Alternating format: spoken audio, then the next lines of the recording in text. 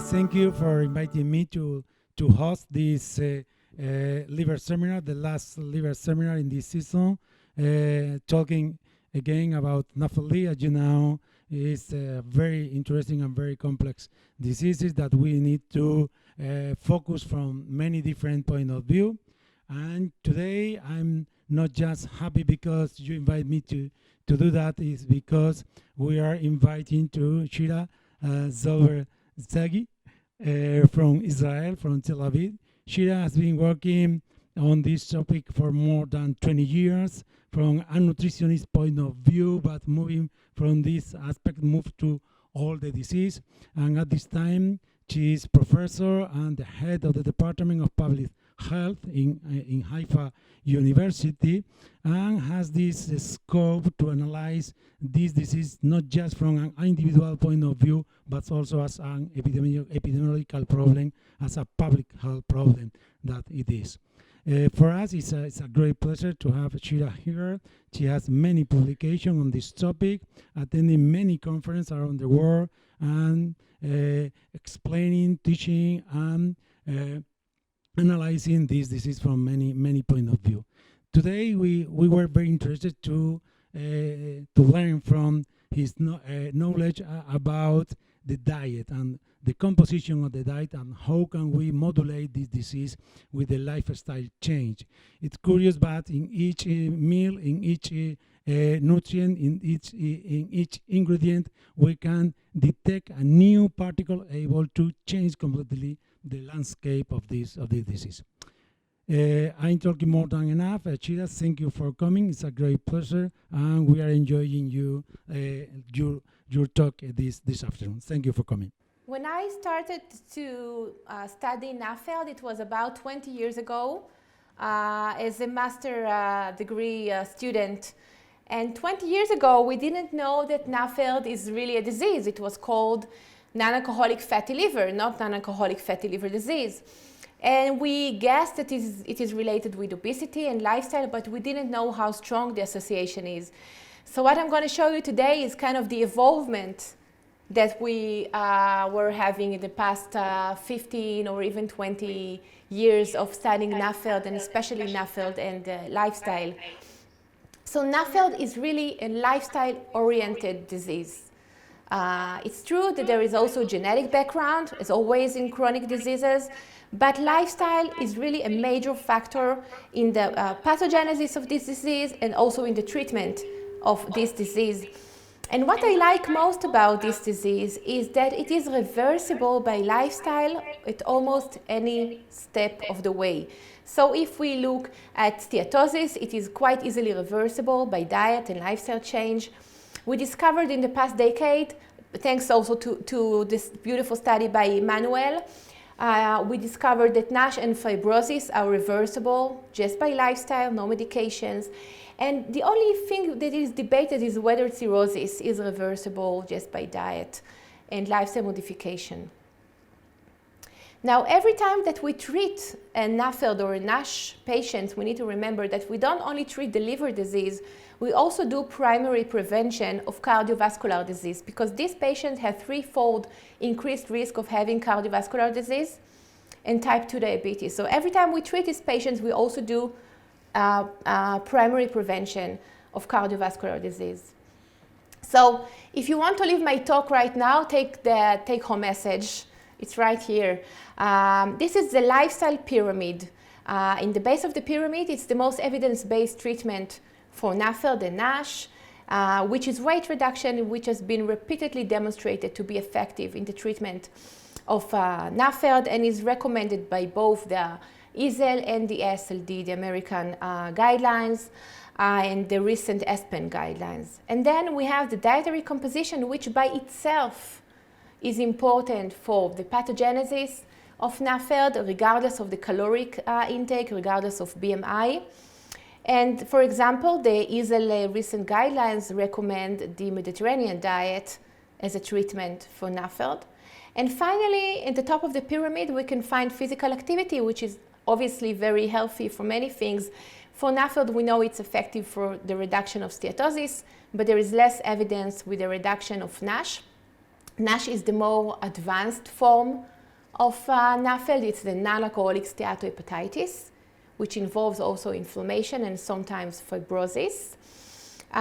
So we know it's helpful for steatosis, but there is less evidence. That is the reason why it's in the top of the pyramid, less evidence for the reduction of NASH and fibrosis.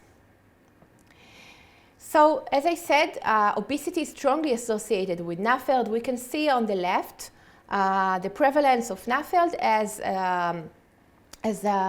in comparison to the prevalence of obesity in different countries, and you see very nice correlation in this ecological study. And the interesting thing, if you look on the figure on the right, you can see that NAFLD is prevalent among obese people. Okay, the prevalence of NAFLD, let's say, in the general population is around 25%. If we look at obese people, it's more than 50%.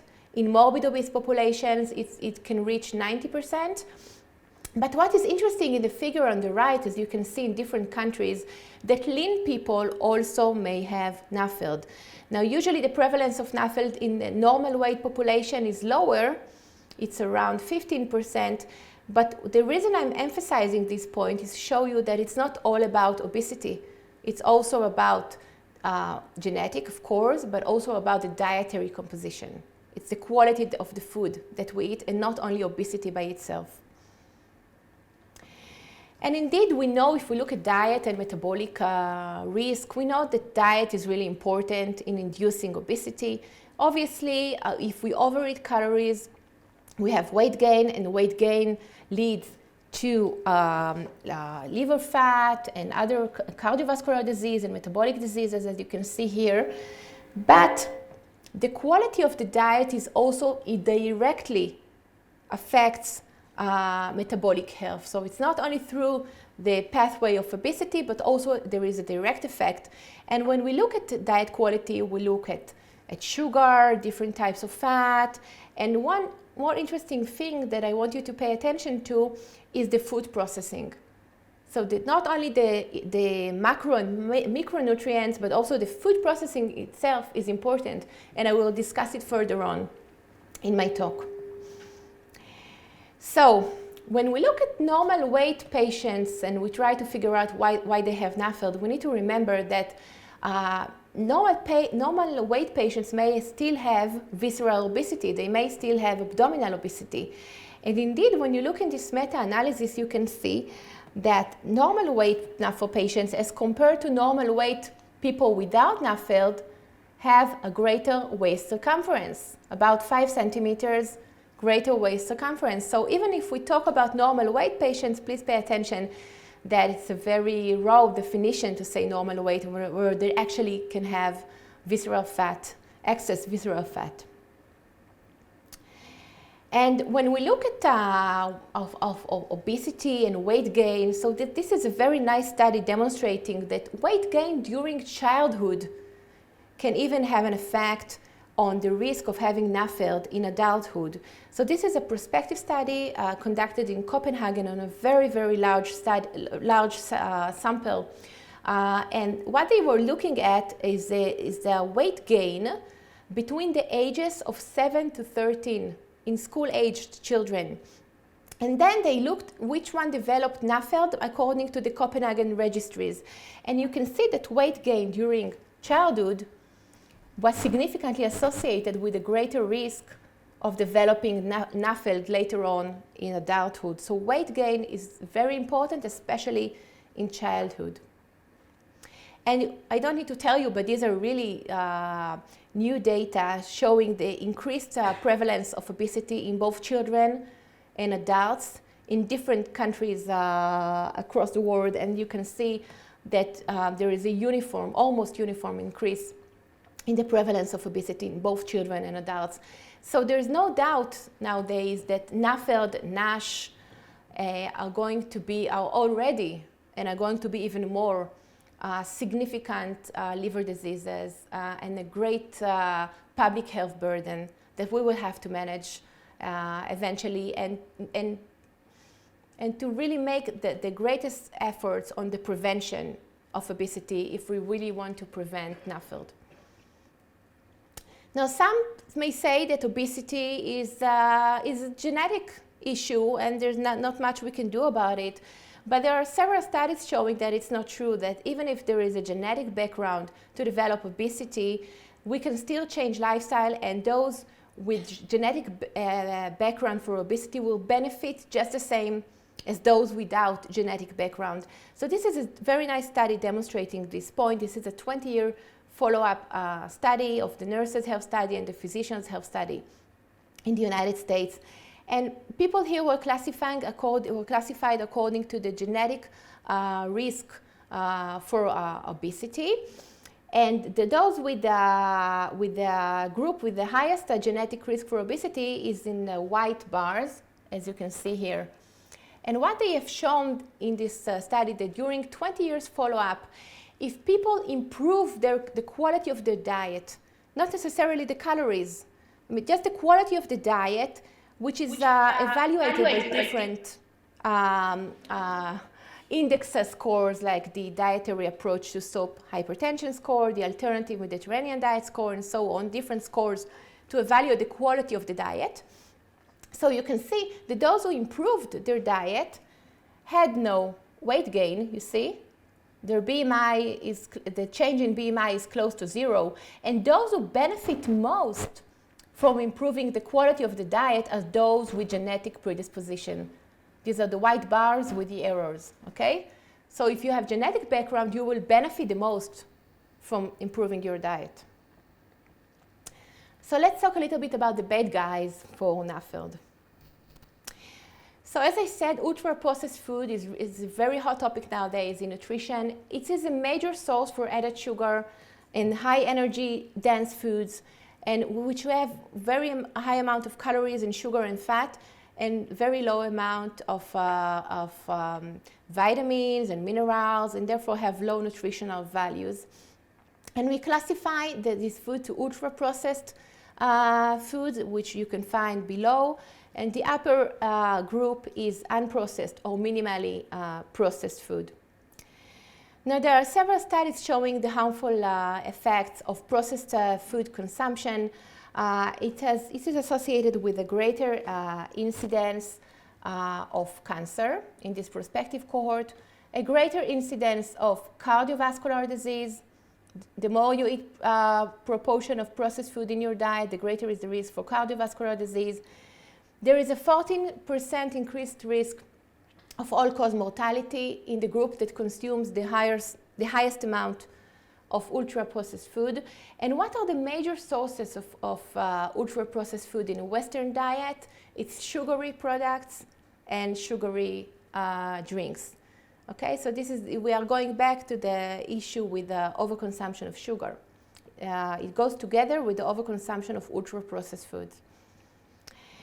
So, if we talk about sugar, if I have to name the greatest nutritional risk factor for NAFLD, it would be overconsumption of sugar, especially overconsumption of fructose. You know that the table sugar contains 50% of glucose and 50% fructose, and fructose seems to be more harmful than glucose in terms of non-alcoholic fatty liver disease. It is more lipogenic and more pro-inflammatory. And so if we take people and give them cola for 6 months, this is a randomized clinical trial, or we give them diet cola, or we give them milk, we see that only the group that was provided with cola had a significant increase in the amount of liver fat as measured by MRS. And this is interesting because the amount of calories in milk is the same as the amount of calories in cola. The only difference is the amount and type of sugar, okay? Milk contains much less sugar, and the type of sugar is mostly lactose, which has no metabolic, demonstrated at least, metabolic harmful effect, whereas the cola has the glucose and the fructose. And the good news are that if you take children that consume regularly a high amount of soft drinks, and you reduce the amount of sugar they consume, this is another clinical trial, within just 9 days, you get a significant reduction in the amount of liver fat and visceral adipose tissue. And this improvement occurred also in children who had no change in body weight. So this is beyond obesity and beyond weight reduction. Also, we can see in support of that, after sugar reduction, there is significant reduction in postprandial de novo lipogenesis within just 9 days. And now we can see a newer randomized clinical trials, 8-week randomized trial of boys with NAFLD. And again, they had underwent a program for sugar reduction. And here you can see the individual changes in the amount of liver fat and ALT. So you can see that in the, can you see that? Yeah. You can see that in the treated group, there was a significant, this is the individual reduction, significant reduction in liver fat and significant reduction in ALT. Okay, let's see. And significant reduction in ALT, which did not occur in the control group, and this was with a very, very minimal weight reduction. So the effect of sugar reduction is probably independent of the effect of weight reduction. Now, what is interesting about fructose is that fructose promotes steatosis and inflammation. And the question is why it promotes inflammation. One of the reasons is that fructose promotes uric acid production. In fact, many people who have gout, hyperuricemia, are not aware of the fact that they need to reduce their sugar consumption, because fructose is the only carbohydrate which induce production of uric acid. And it has been demonstrated that uric acid is not only a result of insulin resistance, but it also leads to insulin resistance and oxidative stress. And in epidemiological studies, it has been demonstrated to be related with NAFLD and steatohepatitis. And in this study we conducted in Israel in a very, very large database of 80,000 people. This is a real-world data from healthcare insurance company, healthcare organization, which is like an insurance company. And we can see that the percent of people with elevated ALT increases with the level of serum uric acid. Okay? And you can say, okay, it's all related to obesity, but we adjusted to obesity and other chronic diseases and cardiovascular disease and medications and so on, and the association persisted. So there is association between elevated ALT and uric acid. And this is a very, very beautiful study in 270 obese children with NAFLD who underwent liver biopsy. And what you can see here is that, first of all, they looked whether fructose consumption is related with elevated uric acid levels in children. So you can see that the intake of fructose increases in twofold the chance of having elevated uric acid among children. Then they looked at these children to see which factors predict NASH in these children, meaning children with advanced liver disease, advanced non-alcoholic steatohepatitis. And you can see a 60% increased chance of NASH in children who consume a lot of fructose in their diet, and 2.5-fold increased risk of NASH in children who have elevated uric acid. So this may be one of the reasons to explain why fructose is related with NASH through the pathway of increased uric acid. And the amazing thing is that when I talk to patients and I tell them don't drink cola, they said, oh, I know I shouldn't drink cola. But when I tell them you shouldn't drink also fruit juice, they are surprised, because they are not aware to the fact that there's a lot of sugar in this juice and mostly fructose, right? So if you ask people, this is an example from the UK, to estimate how much sugar is there in cola, you can see the actual amount versus the estimated amount. You see it's quite similar. But when it comes to fruit juice, they estimate the amount of sugar as much lower as the real actual amount is in these drinks. So this is really a thing that we should increase the public awareness of this amount of sugar in fruit juice. And just now there is a new study from JAMA showing that sugary beverages consumption increases the risk of mortality. But what is interesting in this study is that fruit juice increase mortality more than cola. Okay, and again, it brings us back to the point of the significance of fructose, right? Because in fruit juice, there is even more fructose as compared to cola. Okay, so fruit juice is definitely not recommended to anyone, especially for people with a tendency to develop NAFLD. And the WHO guidelines state that we should have sugar up to 10% of the total caloric intake. And the recent guidelines state that it should be even up to 5% of the total caloric intake, which means about 100 to 200 calories of added sugar at the maximum, which is translated to 5 to 10 teaspoons. But if you look at 1 can of cola, you have 9 teaspoons. So if a child, for example, has 1 can a day, he can never keep up with this recommendation. And sugar is hidden also in many other foods like ketchup and tomato soup. It is common in almost any processed food you can buy in the supermarket. So it's not so surprised that if you look at different countries, you can see that most countries exceed the 10% upper limit consumption, okay? Now let's move to saturated fat. Saturated fat has been debated in terms of does it lead or doesn't lead to cardiovascular disease. I'm not sure you're familiar with this debate, but recent year papers have said that it's not so bad for cardiovascular disease. I disagree with these patients, but I can tell you one clear message: it's not good for liver fat.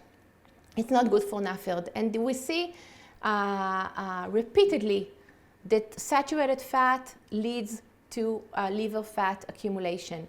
So in these studies, in these short-term clinical trials, of a couple of weeks trials, you can see that isocaloric high-fat diet, which contain either canola oil, which is rich in polyunsaturated fatty acids, as compared to butter. So you can see that the butter diet increased the amount of liver fat as measured by MRS. Similarly, we can see with palm oil, and we heard a very nice talk this morning on palm oil. So you can see that palm oil increases liver fat as compared to the same calories coming from non-saturated fat. And in addition to that, in 14 lean people which were provided with a single oral dose of saturated fat, we can see that just within 4 hours postprandially, there was a reduction in whole body hepatic and adipose tissue insulin sensitivity and increase in hepatic triglycerides. So the metabolic harmful effect is very quick. And in this recent study, we can see that people which were provided for 3 weeks with either saturated fat, unsaturated fat, or simple sugars, you can see the increasing the amount of liver fat, which was higher in the group that received the saturated fat, even more than the group that received simple sugars. So saturated fat is harmful in a hepatic point of view, and there is no debate on that. And that brings us to the issue of advanced glycation end products. Advanced glycation end products, shortly called AGEs, are actually the end products of a reaction that is called the Maillard reaction. And this is when a simple sugar connects to either protein, lipid, nucleic acid, and then the process of this connection eventually ends with the production of advanced glycation end products. Now, what is interesting, we have endogenous production of AGEs all the time. In fact, for example, glycosylated hemoglobin is advanced glycation end products, right? It's a sugar molecule attached to a protein. But what is interesting is that we also eat advanced glycation end products.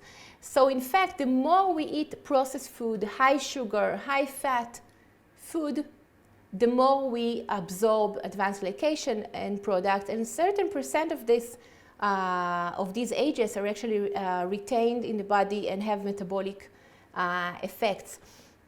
So if we have a diet rich in sugar, we have endogenous overproduction of AGEs.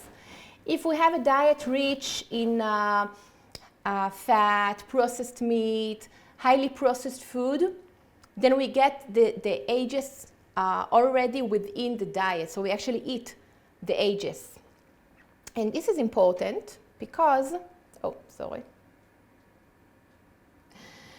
because AGEs have been demonstrated in several studies to have to lead to metabolic alterations, including oxidative stress, insulin resistance, type 2 diabetes, cardiovascular disease, and also lead to liver damage, including NAFLD and liver cancer. And the issue of AGEs is interesting because we move now from discussing only on the macro and micronutrients to the food processing issue.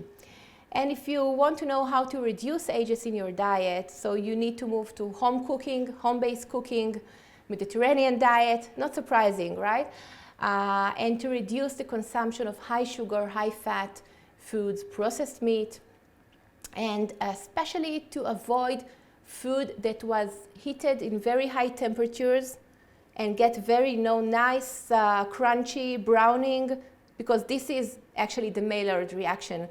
So the more the food is brown and nice and fatty and it has a sugar crust on the top, you know that you eat more AGEs. And that brings us to processed meat. Processed meat is one of the topics that is mostly studies in the past 2 to 3 years in the context of NAFLD and NASH. We know that processed meat is unhealthy for cardiovascular health. You can see that it is within the red category of foods in relation to type 2 diabetes and cardiovascular disease. There are many studies to support that, and therefore the recommendations nowadays are not to eat processed meat, but if you do eat it, so less than once a week, and a very small portion of 50 grams. And with regard to unprocessed meat, the guidelines now state to have 1 to 2 servings per week. Okay, so anyway, there is a recommendation to limit its consumption, but we now understand that it also has an effect, a harmful effect on NAFLD. Now, why would it be a problem for NAFLD? Red meat in general is rich in saturated fat and cholesterol, which are both have been demonstrated in both animal and human studies to be related with NAFLD and NASH. But processed meat, on the top of the cholesterol and saturated fat, has high content of sodium, preservatives, but also advanced glycation end products. In fact, one of the major sources of advanced glycation end products in the diet is processed meat.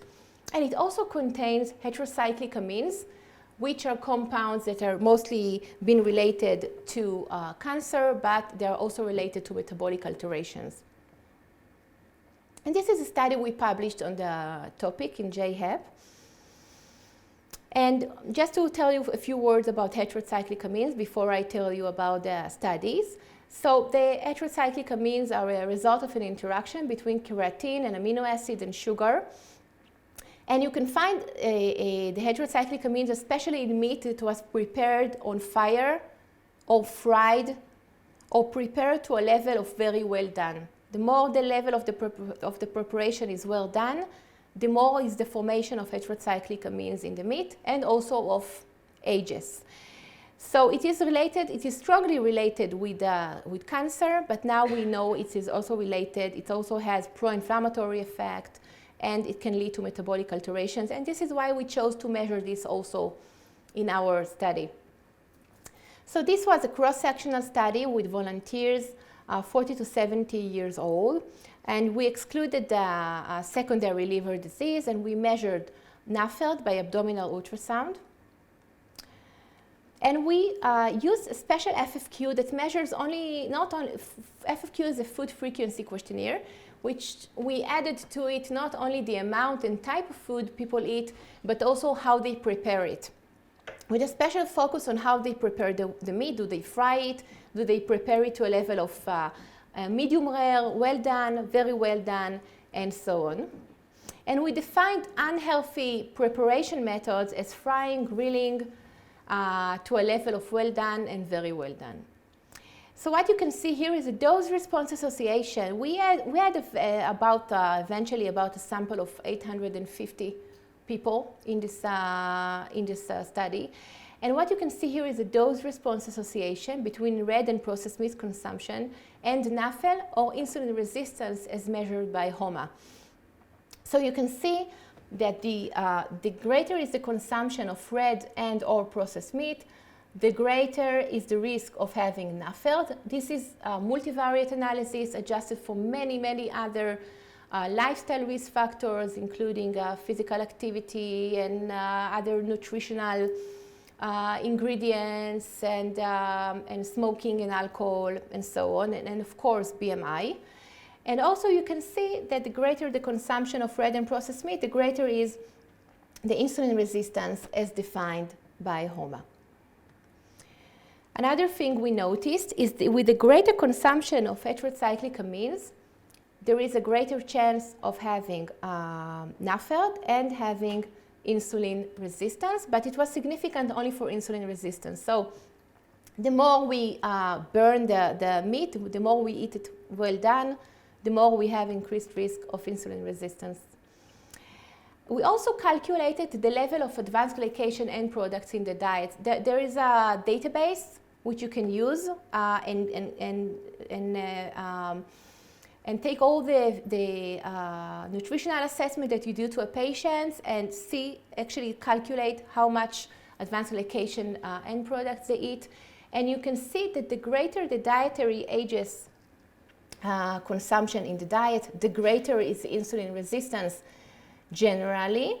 And also if you look specifically at those who were diagnosed with NAFLD, 30% of our sample, by the way, had NAFLD. So we had about like 800 people, 30% with NAFLD.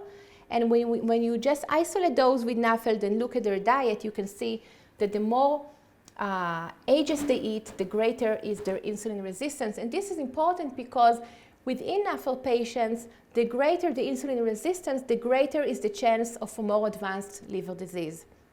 Okay, the greater is the chance that they will develop NASH and fibrosis. So this is a summary of this study, which shows that red and processed meat is associated with 47% increased chance of NAFLD and 55% increased chance of having insulin resistance. And heterocyclic amines and ages are directly associated with increased chance of having insulin resistance. Then we wanted to look deeper into ages, and it's very difficult to study ages because you can't measure ages in the serum. We measured ages in the diet, right? But if you want to see, okay, what is the level of ages in the serum, it's very difficult to measure because the ELISA kits are unreliable. So what we did instead is we measured the level of soluble receptor for ages called sRAGE. Okay? And we tried to see which lifestyle parameters are related with the serum levels of sRAGE and whether this sRAGE is somehow related to the risk of having NAFLD.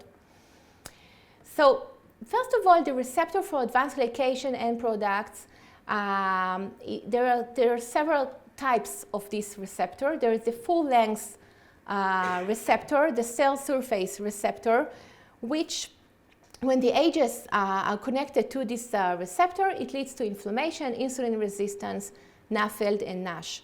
But there is also the good guy, which is the soluble RAGE, which is not connected to the cell surface. It's a soluble receptor, which works actually as a decoy receptor. And when it connects the ages, it actually prevents the inflammatory response. So we want the sRAGE to be as high as possible.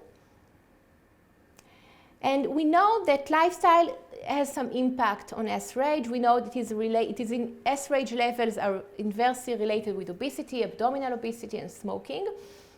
We know that physical activity may increase S-RAGE levels, but we don't have much data about the association between nutrition and S-RAGE.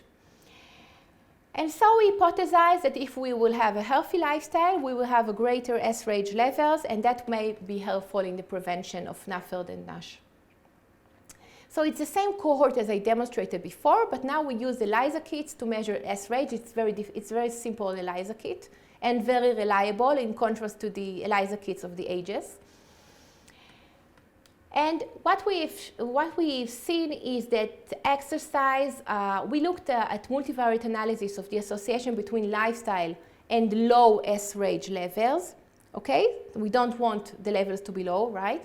So we've noticed that exercise has a tendency to reduce the chance of having low S-RAGE levels. Smoking increases the chance of having low S-RAGE levels. And if you walk too hard, walking time and sedentary time increase the chance of having low S-RAGE levels. So don't walk too hard. Okay.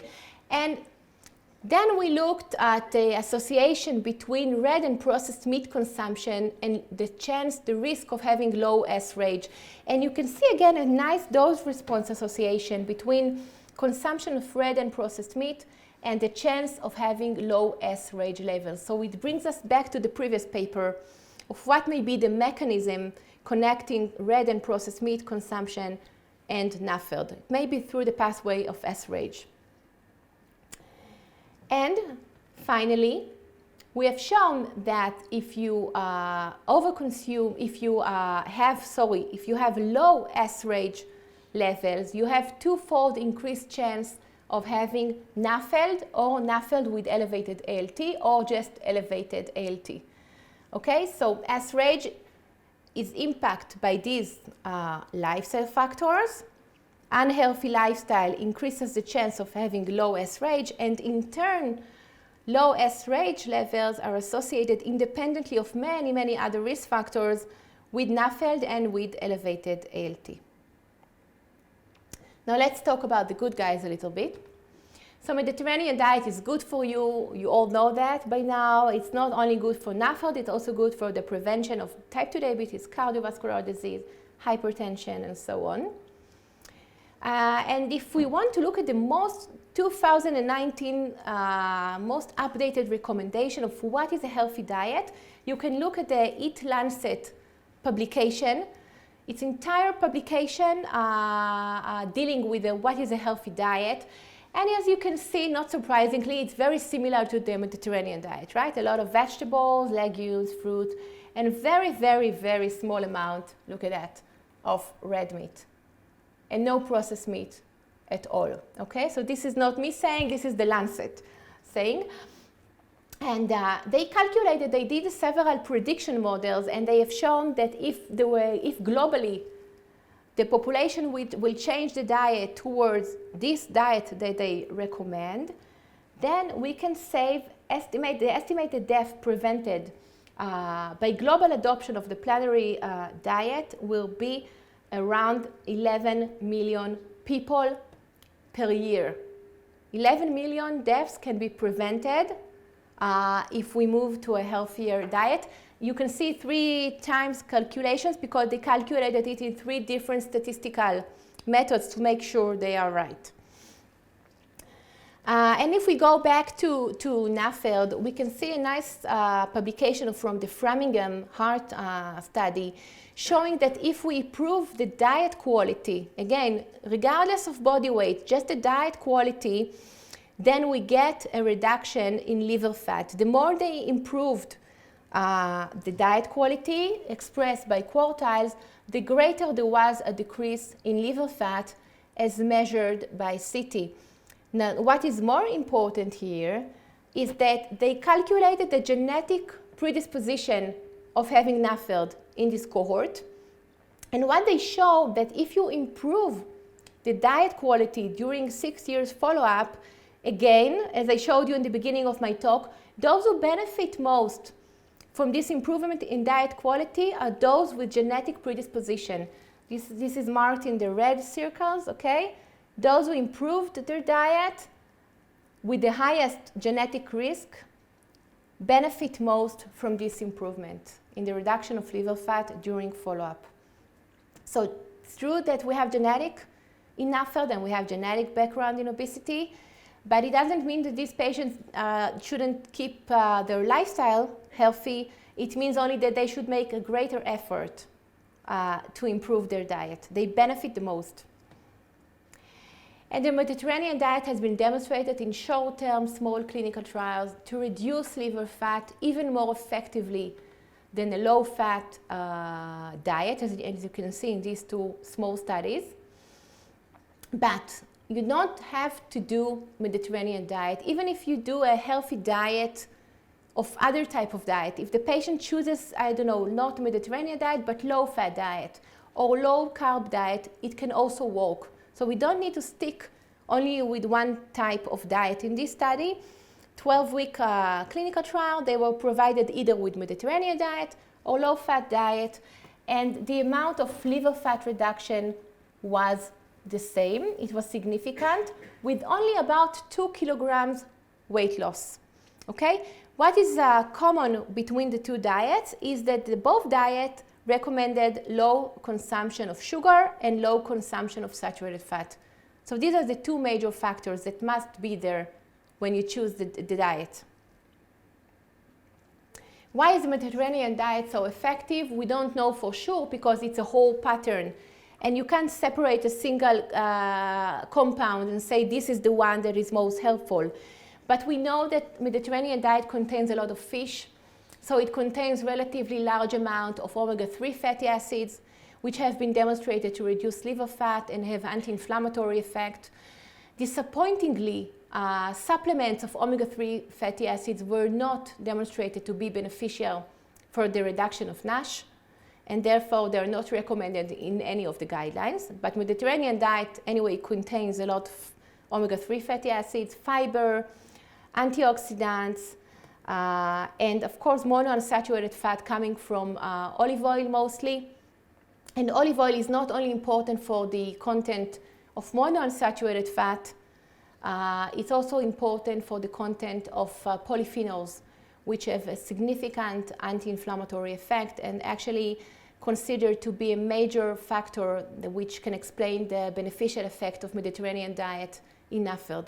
So olive oil is really important, and it should be a high quality olive oil that keeps the level of polyphenols as higher as possible.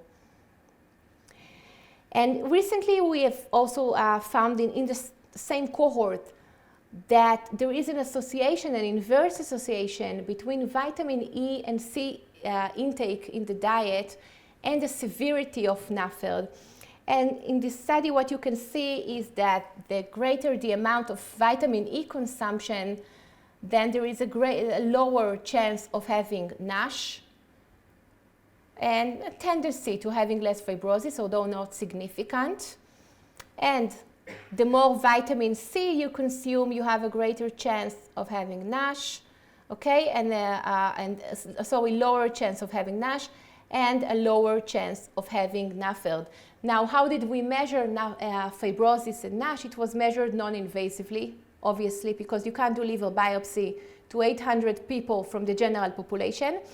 So these are the non-invasive biomarkers, but still it's the first time that that anybody shows that high consumption of vitamin E and C is maybe protective from a more advanced liver disease. So far, vitamin E was only demonstrated in clinical trials, providing high dose of vitamin E for about 2 years, and it had been shown to be very beneficial in the reduction of NASH, as demonstrated by liver biopsy. But this is the first time we show that dietary intake may also be helpful, and you don't necessarily need to go to and take supplements. So let's talk a little bit about physical activity, because physical activity is also important. And we coined the term triple hit hypothesis. It's the combination of poor diet, low physical activity, and sedentary behavior. So in this meta-analysis, you can see that exercise alone, without weight reduction, without diet, is effective in liver fat reduction and in ALT reduction. This is a meta-analysis of randomized clinical trials. And when we want to say, okay, but what is the best regimen? What should we recommend to the patients? We can look at this systematic review, which summarizes all the studies conducted so far with physical activity and NAFLD. And they conclude something very simple. They say you can do either aerobic exercise or resistance exercise. It should be like about 40 minutes for each session, 2 to 3 times per week. Choose either one. Or the best thing is to combine aerobic and resistance exercise. And you get within 12 weeks a significant reduction of liver fat, even without weight loss. So this is the regimen we can provide to the patients. And does it need to be a vigorous exercise or moderate exercise? It doesn't matter. Because in these clinical trials, groups that received moderate exercise or vigorous exercise for 12 months had a similar liver fat reduction. So actually the patient can choose how vigorous the physical activity can be. Sedentary time by itself is unhealthy and unrecommended. And in this study you can see that people who are sitting, who are being sedentary 10 hours a day at least, have increased chance of having NAFLD, regardless of the amount of physical activity they were performing. So if you sit in the lab all day or writing papers all day, 10 hours is not good, even if you go for jogging afterwards.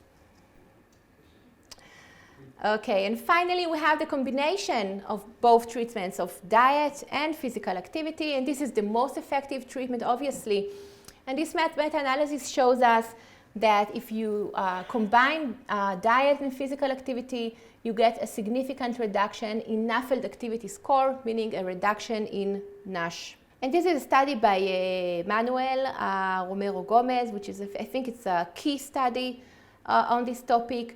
This is a 52 weeks lifestyle intervention of almost 300 NASH patients with liver biopsy at the beginning of the study and at the end of the study. And if we want to know what is the amount of weight reduction needed to get the best improvement in liver damage, then we can conclude it from this study. So we can tell that if you want to achieve reduction in steatosis in most of your patients, you need to get at least 5% weight reduction. If you want to achieve NASH resolution in most of your patients, you need to get at least 7% weight reduction. If you want to get improved fibrosis by at least one stage in most of the patients, you need to work harder and you need to reduce at least 10% of the initial body weight. Sadly, only 30% of the patients in this study actually managed to reduce at least 5% of their initial body weight. So before we all get depressed about it, let me show you something encouraging. Even those who reduced less than 10, 7, or 5% of their initial body weight, large percent of them had actually very nice improvement in liver histology. So it's true that we want the 5, 7, and 10% reduction, but even if you don't get to it and you have a very minor weight reduction, but you add physical activity and you eat a healthier diet, still large amount of the patients will get some improvement in NASH and fibrosis and definitely in steatosis. And this is also another very nice large study which tried to see the effect of low-carb Mediterranean diet versus low-fat diet. So low-carb Mediterranean diet, it's very difficult to do. It's a very difficult diet, in fact, because you need to keep a Mediterranean diet and do physical activity, of course, and to eat carbohydrates less than 70 grams per day, which is very difficult. And they were doing this diet for 18 months, okay? But you can see that weight reduction was not different between the study arms. You can see low fat without physical activity, low fat with physical activity, Mediterranean low carb diet with and without physical activity. You get a similar weight reduction. Okay? And when you look at the low-fat diet in terms of reduction of liver fat in comparison to Mediterranean low-carb diet, you can see similar reduction in the amount of liver fat, and you can see similar reduction in the amount of visceral adipose tissue. They had fantastic MRI measurements in this study. So what is special here is that when you look at the groups who performed physical activity, these are the groups who did the diets with physical activity, you can see that the combination of Mediterranean low-carb diet with physical activity was much more effective in liver fat reduction as compared to low-fat diet with physical activity. So that implies that there is an interaction. If you want to get the best liver fat reduction, then probably the best way to do that is Mediterranean diet plus physical activity. Okay? Because when it comes without physical activity, it has no added value over the regular low-fat diet. So that shows us that the combination of several lifestyle modifications is important. Okay? This is actually an interaction. What about the lean patients? The lean patients, I'm always asked what to do with the lean patients. Should they diet too? Well, the answer is yes. And this study confirms it. It shows us that if you take lean patients, these are the blue lines here, and you provide them with diet and they get some weight reduction, not a lot of weight reduction. We don't want them to be underweight, right? But they lose about 3 to 4 kilograms, okay? Less than the obese patients with the yellow lines, okay? But they lose some weight. They have similar reduction in liver fat. The more they reduce weight, the greater is the reduction here, as you can see, in the amount of liver fat. So the lean patients can reduce some kilograms and mostly improve the diet quality. And then they get very nice liver fat reduction. What about alcohol? There is a great debate regarding alcohol. Some studies show that modest alcohol consumption, and I'm talking only about modest alcohol consumption, because in NAFLD there is no question about heavy alcohol consumption. And heavy alcohol consumption in the context of NAFLD means more than 2 portions of alcohol for a woman and more than 3 portions of alcohol for a man. This is hepatotoxic and definitely not recommended for people with NAFLD and not for anyone. But the patients usually ask about 1 glass of wine per day. And there's a great debate if we can tell them that yes, you can have it or not. So some studies show that maybe it can be even protective. There is an inverse association between 1 glass of wine or other alcoholic beverage per day. It may be protective from fibrosis and NASH, and some studies show otherwise. And one of the reasons we were thinking that 1 glass of wine per day will be good for these patients is for the prevention of cardiovascular disease, because wine is recommended for prevention. But unfortunately, a recent study has shown that 1 glass of wine is not protective from cardiovascular disease in NAFLD patients. So we have no excuse to provide alcohol for these patients. So if we look at more recent studies, more recent studies and more well-conducted studies show that in fact modest alcohol consumption is not good for these patients.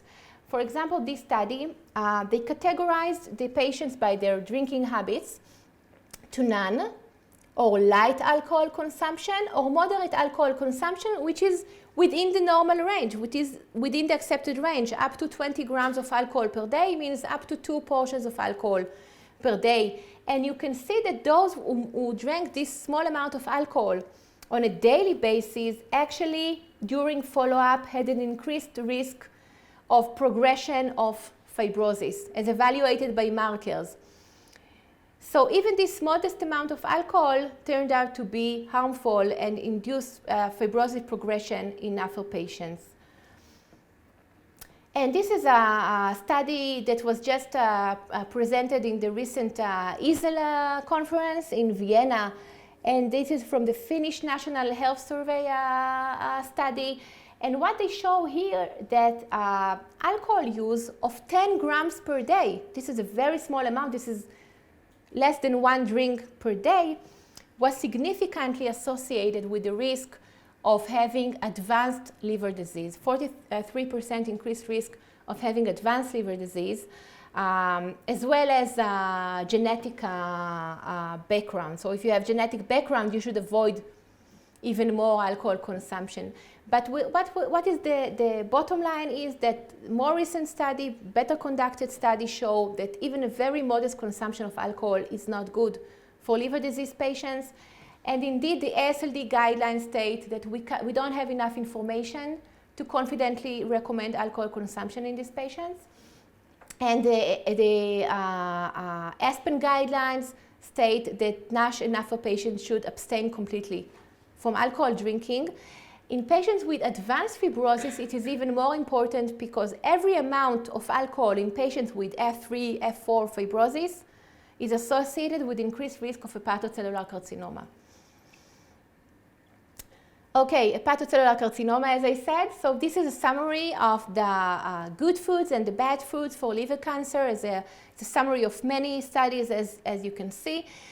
Not a big surprise that all the foods that we can find in the Mediterranean diet are also associated with the prevention of hepatocellular carcinoma in very large prospective epidemiological studies, whereas smoking, obesity, sugar, and high meat diet and high cholesterol diet are associated with increased risk of hepatocellular carcinoma.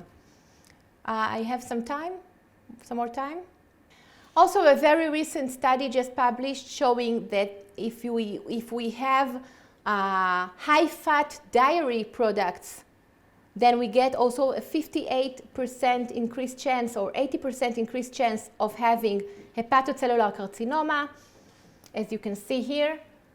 And if we eat a lot of butter in the diet, we have 58% increased chance of having hepatocellular carcinoma, which supports the first slides in my presentation presentation that saturated fat is definitely harmful in terms of liver damage. So no high-fat dairy products. However, low-fat dairy products are fine and they're not associated with ACC. Let me just skip a few slides. Physical activity is protective from hepatocellular carcinoma. And the more you do, the greater is the protective effect, the more the physical activity is vigorous, and the greater time you spend doing physical activity during the week, the greater is the reduction of hepatocellular carcinoma. Coffee. I must give you some positive, something positive at the end of this talk. So coffee is protective from hepatocellular carcinoma. And even 2 to 3 cups of coffee a day is sufficiently effective in the prevention of hepatocellular carcinoma with a 40% reduction in the risk. But if you want to drink above 4, go ahead, because then it's even more protective, okay? So go ahead, coffee. Coffee is also, this is a table summarizing the association between coffee and steatosis and fibrosis in NASH patients. And although coffee is not protective from steatosis, not anyway in a very uniform manner, some of the studies show protective effects, some don't, but you can see very consistent protective association between coffee and fibrosis in NASH patients. So we definitely recommend the patients. We don't recommend, but we say if you like coffee, keep drinking without sugar and without the cake. Okay. I'll skip a few slides, Manuel. Okay. Why is coffee protective? Coffee protective probably, again, because of the high polyphenols content in coffee, just like in olive oil. And there are many, many animal studies showing the exact pathways as summarized here of why coffee and polyphenols in coffee can be protective from steatosis, inflammation, and fibrosis, and liver cancer. Tea is not that good. I mean, the patient can have tea, but it won't be protective. There are controversial findings in different epidemiological studies. In blue are the studies that show a protective effect. for the liver, and in red, as you can see, the study is not showing a protective effect of different types of tea and liver damage. So we can't recommend tea for the reduction of HCC, fibrosis, or any other liver damage. So there is a great challenge. You know, we know that we need to eat the Mediterranean diet and do physical activity, but practically there's a great challenge in doing so, and we know how difficult it is to change lifestyle habits for us and definitely for the patients. And even in countries that their usual diet is a Mediterranean diet, like Spain, there is a drift away from the Mediterranean diet. These are studies in Sicily and Spain showing that there is a drift away from the Mediterranean diet, especially among the socially disadvantaged population. So the less educated populations are moving away from the Mediterranean diet, and obviously they eat more ultra-processed food, the issue that I opened my talk with. So now the effort is to reduce the consumption of ultra-processed food and to go back to the basic, back to the Mediterranean diet, back to the home-based cooking. And indeed, when we look at a paper from the Lancet from 2019, we can see that in most countries and regions around the world, there is overconsumption of red meat. The dashed line is how much we are supposed to eat. Okay, and this is how much we practically eat, the bars. And you can see that most countries overeat red meat, overeat processed meat, and overconsumed sugar-sweetened beverages. So we really need to make major changes to improve the diet, not only in the personal level, in the patient level, but also in the public health level. And for example, if we change the prices of the food, it has a proven effect on the consumption. So this is a meta-analysis showing what happens in different countries if you change the pricing of the food. So if you decrease the price of fruit and vegetables, which are very expensive nowadays, many people from low socioeconomic levels do not buy fruit and vegetables because it's expensive. So you get 40% increase in the consumption if you reduce the prices. If you reduce the prices of healthy, low-fat food, there will be increased consumption. And on the other hand, if you increase the prices of fast food and sugar-sweetened beverages, you get a significant reduction. And this is demonstrated repeatedly in several studies. So we can make changes by simple changes like changing the pricing of the food. Another example is advertising. You know that the food companies aim to advertise at the hours of the day where children are watching television. And they encourage the consumption of soft drinks and fruit juice. They present it as a healthy thing. So in this meta-analysis, it is shown that as adults, we are not so much impacted by advertising, but children are impacted by advertising. So advertising is actually a cue to consume among children. They see the snacks, they see the soft drinks, and they want to have it. So the EASL policy statement on food, obesity, and NAFLD was published just now 2 months ago during the liver conference in Vienna. And it covers all the topics that I mentioned in my talk. And it is aimed for policymakers and for the general public and for general practitioners to promote healthy nutrition and to promote awareness of NAFLD. You can find it in Google. You can just Google it and you will find it very easily, okay, the EASL position statement. And it's really making, I think it's very nice that the EASL as an organization is making such an effort to promote healthy lifestyle and to try and increase awareness of NAFLD. We all understand that it's about time to do that. So to summarize, NAFLD is a lifestyle-oriented and treated disease. And in every step of the disease, from steatosis, NASH, fibrosis, cirrhosis, there is always something we can do, either to treat the disease or at least to prevent a more advanced stage of the disease. So for Steatosis, we can have 5% weight reduction or just improve the diet quality. Even without weight reduction, we will get a reduction of liver fat. Also with physical activity, even without weight reduction, we will get a reduction of liver fat. If a patient has NASH, then it's better to have some weight reduction because it is the most demonstrated treatment. So 7% weight reduction is recommended for patients with NASH. But also here, just changing, if a patient can't lose weight, it's very difficult for him, even changing the dietary composition and adding physical activity may be beneficial. And when we talk about the cirrhotic patient, this is a non-reversible stage, unfortunately, in most cases. But here we can do a lot for the prevention of hepatocellular carcinoma and at least to prevent more progression of the disease by changing lifestyle. Thank you so much. And these are my two institutions, the Tel Aviv Hospital and the University of Haifa. Thank you.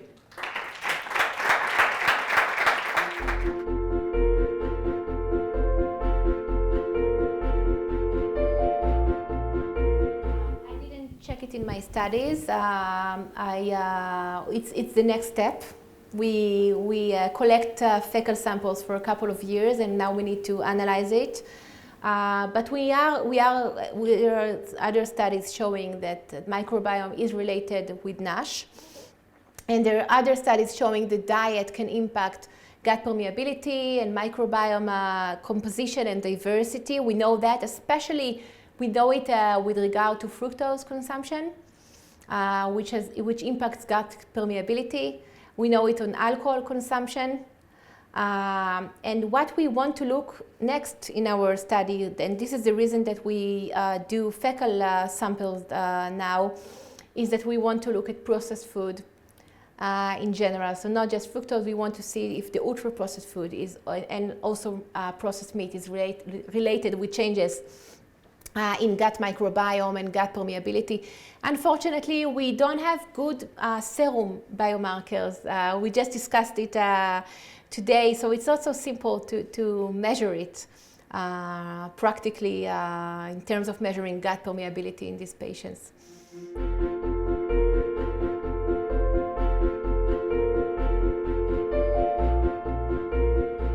I mean, it's not the same as in the earlier stages. It's not like steatosis and NASH where the disease is really reversible by diet. You can't achieve reversibility when you reach cirrhosis. However, we do know that NASH cirrhosis patients will benefit a lot from dietary intervention, and in fact, it is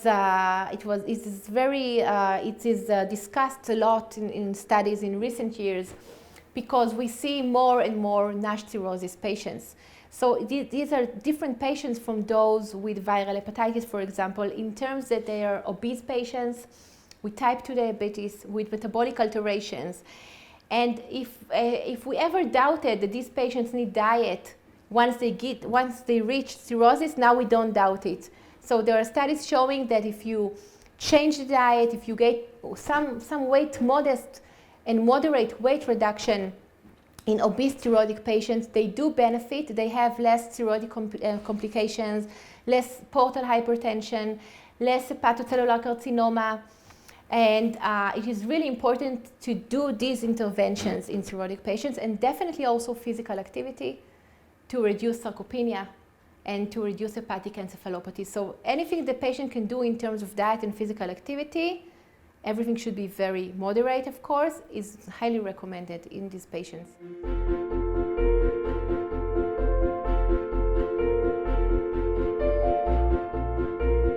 If we go back to the history of nutrition in the past 100 years, one of the problems is that the substitutions were wrong. We were told not to eat fat, and we started to eat sugar, right? And now we have overconsumption of sugar. So the substitute was wrong, and this question is really important. The thing is that first of all, I ask the patient, what do they want? Do you like carbohydrates? Do you like fat? Do you like meat? And then I try to tailor the diet to what they like. But there are several principles that I keep all the time. Low saturated fat, low fructose, low processed food which contains a lot of palmitic acid. And then if they eat 40% fat, coming mostly from monounsaturated fat, and fish which contains a lot of omega-3 polyunsaturated fat, this is fine. They can eat 40% of the calories. They can eat 30% of the calories as long as it's healthy fat. Carbohydrates, they can eat 40% of the calories, 50% of the calories, maybe 60% of the calories as long as it's legumes, whole grains, reasonable amount of fruit, like 2 or 3 fruits a day. So again, it's not really important, in my opinion, how you divide the percent of calories. It's more important what you have inside. Again, it's going back to the quality of the food. So if you want to reduce palmitic acid, that's great. Then you can add olive oil, okay, and the nuts as a substitute.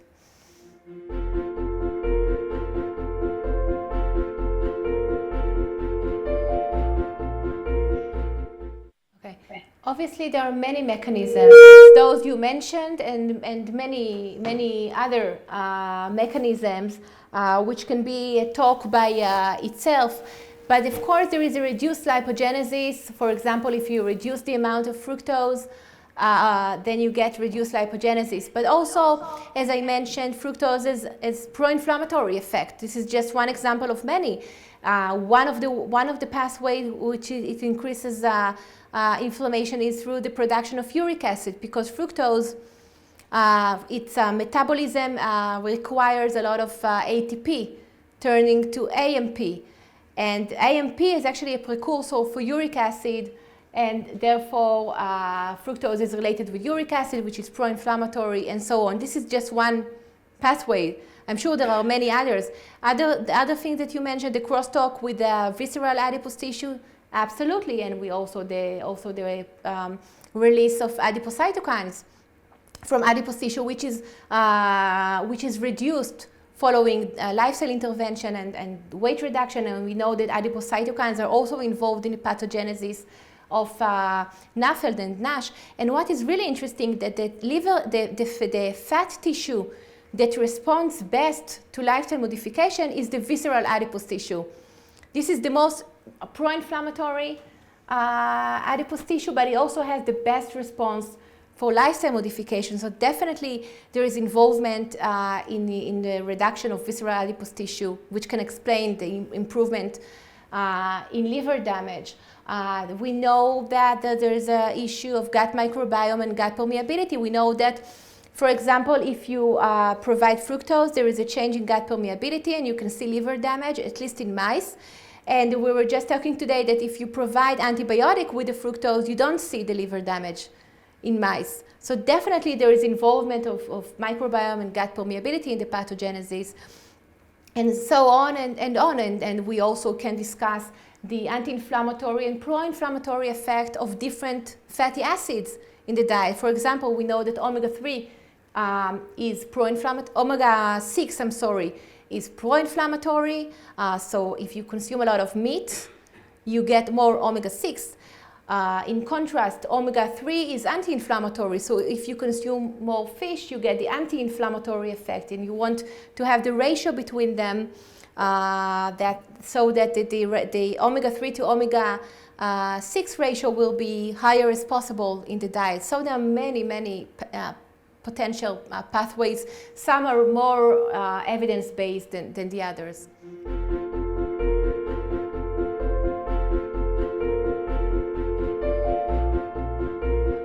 Yes, it is healthier, and this is why you don't hear about it much, because when you look at different types of meat, you see the harmful effect. Usually you see the harmful effect only with red meat, and especially processed meat. But most studies do not show a harmful effect of poultry, of white meat.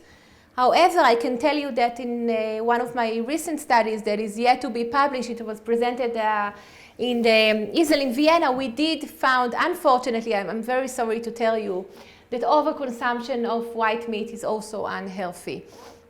So overconsumption of everything is probably unhealthy. To summarize, we should reduce the consumption of processed meat to a minimum, red meat to a reasonable consumption, and white meat also to, we can eat more, but still keep a reasonable consumption.